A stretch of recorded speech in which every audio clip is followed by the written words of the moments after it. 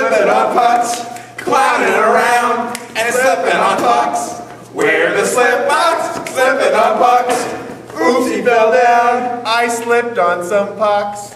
It was actually all my idea. Me, Will, and Joey were all in the Persian Gulf War together. And we miss Canada a lot. When we heard about the strikes, we thought, gee, what are we going to do with all these signed Russ Courtnall pucks? So we threw them on the ground and we slipped on some pucks. So we were at university one day, walking past, and there was some hockey players. And they dropped the puck, right? And I slipped on the puck. They thought it was the funniest thing in the whole wide world, right?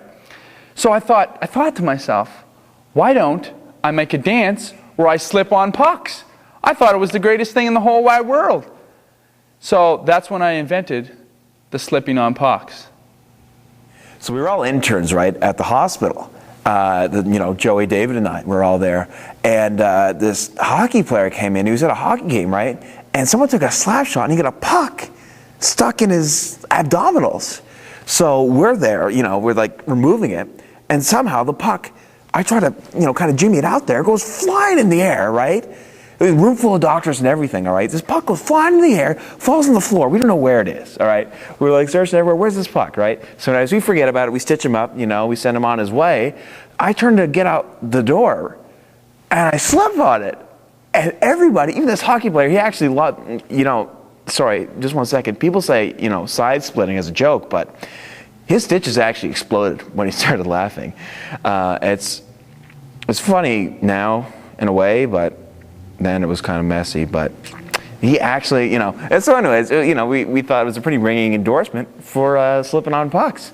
So, we started doing it on purpose, we started playing birthday parties, bar mitzvahs, that sort of thing. And, and it basically took us to where we are today, which is international puck slipping superstars. And, I think the uniqueness of it is really why we're here, because in actuality, it really isn't that funny. We're kind of sick of it already, actually. But, people get a kick out of it, and we get paid in food stamps. So, it's fun, and we'll just keep slipping on pucks until we actually get a real job. It's a lot of self-sacrifice in our profession. I mean, we travel a lot. We're on the road like 100% of the time, and we have wives and kids, and pet gophers at home. And being on the road all the time, you just miss them, and you call them, and you can email them and do everything you want, but without their companionship right by, it's just a sacrifice that we all chose to make, in this line of work. I mean, for me, the sacrifice really is, we saw a need. The reason why we're doing this, we have a greater purpose. We saw a need where we said, listen, the NHL strike's on. What are we going to do, guys? What are we going to do?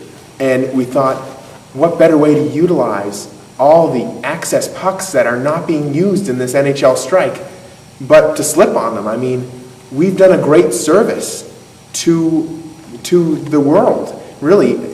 We go through, 45, 80 pucks sometimes? Yeah, I don't think people appreciate what we do. I know. They need to see the big picture. And it takes a lot of time out of us too, because we're always in the gyms, slipping on the plates of weights, making sure that we can stay in shape, because this takes a lot, and we have to practice a lot, because it has to get as good. It has to maintain that level that we stay at, because it does take a lot out of us, and it's hard to do all these things, I mean, we set the bar pretty high. I mean, at any time, someone could see our act and say, I got pucks, I can slip on things, and and before you know it, we're all, we're pushing 30 here. Yeah. Okay, before you know it, we're usurped by this group of young guys, probably good looking, if they get the younger crowd.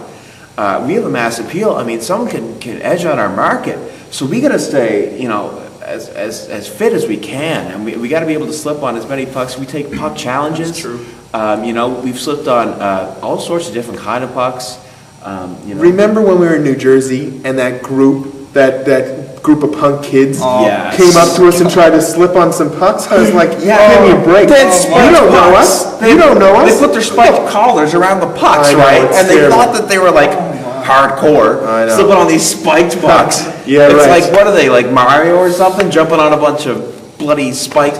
I didn't understand. I don't know. I don't understand kids. these And the days. injuries. Remember the injuries? Oh man, We've had deadly. We had that thrashes. internship at the hospital. Really helped us I out. know, because we could Yeah. do our own first aid. Yeah, Exactly. Yeah, I mean, I've stitched myself up. I got my sewing kit on me I got at all I got times. scars all down my legs. Oh, these legs, I mean, these pants are made of solid Kevlar now. We've learned our lesson. So in a word, guys, we're perfectionists.